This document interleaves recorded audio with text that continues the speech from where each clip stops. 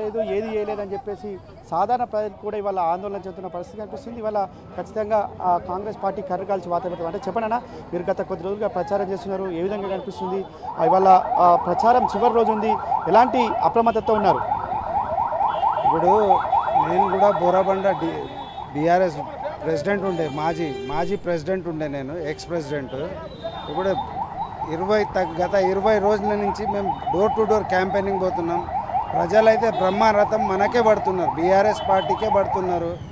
101% మాకు విన్ అయ్యే ఛాన్స్ ఉంది. ఎందుకంటే ఈడ డెవలప్మెంట్ చేసింది గోపీనాథ్ అంటే బోరాబండ జూబ్లీస్ కాన్స్టిట్యున్సీ అంటే గోపీనాథ్ అట్లా ఉంది.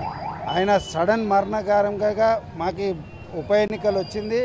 అందుకే ప్రజలంతా చెప్తున్నారు, డోర్ టు డోర్ పోతున్నాం. కొంచెం ఏంటంటే కాంగ్రెస్ వాళ్ళ గురించి కొంచెం భయం పడుతున్నారు. వాళ్ళు వచ్చి దౌర్జన్యం చేస్తారు, అది చేస్తారని భయం పడుతున్నారు.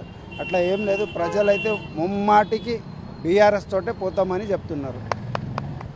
మళ్ళీ ఎవరిని అడిగినా ఒకటే చెప్తున్నారు, బీఆర్ఎస్ పార్టీ గెలిపే లక్ష్యంగా బీఆర్ఎస్ పార్టీ శ్రేణులంతా కూడా పనిచేస్తున్నాయి.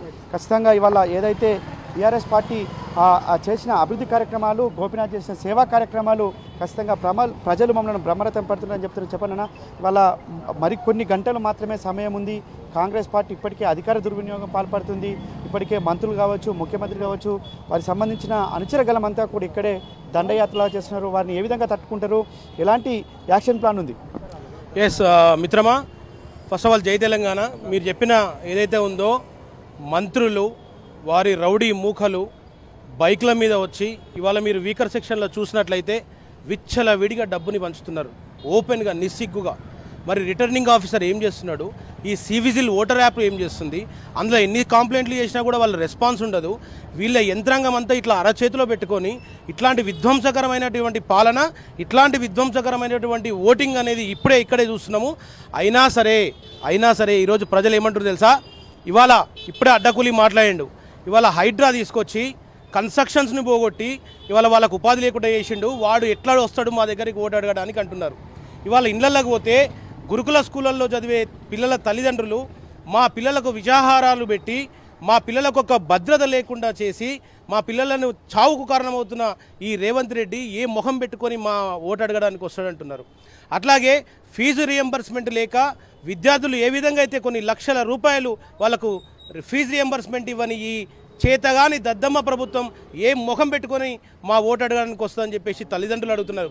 అట్లాగే ఇదే వీకర్ సెక్షన్లో ఖబర్స్థాన్ కోసము మన ముస్లిం మత పెద్దలు మౌన పోరాటం చేస్తున్నారు. వాళ్ళ ప్రార్థనా మందిరాలలో వాళ్ళు ఏ ముఖం పెట్టుకొని వచ్చి మా ముస్లిం ఓట్లను అడుగుతారని చెప్పేసి వాళ్ళు అడుగుతున్నారు.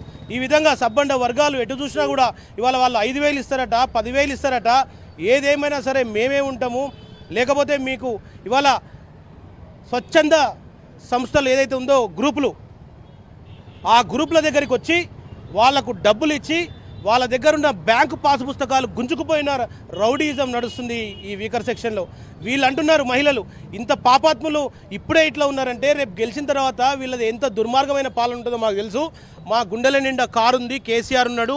వాళ్ళు బలపరిచిన, నిలబెట్టిన, భర్తను పోగొట్టుకున్న మహిళ సునీతమ్మకే మా ఓటేస్తాం 3వ నెంబర్ సీరియల్ పైన అని చెప్పేసి గుండెల నిండుగా చెప్తున్న సందర్భాన్ని మనం ఇక్కడ చూస్తున్నాం.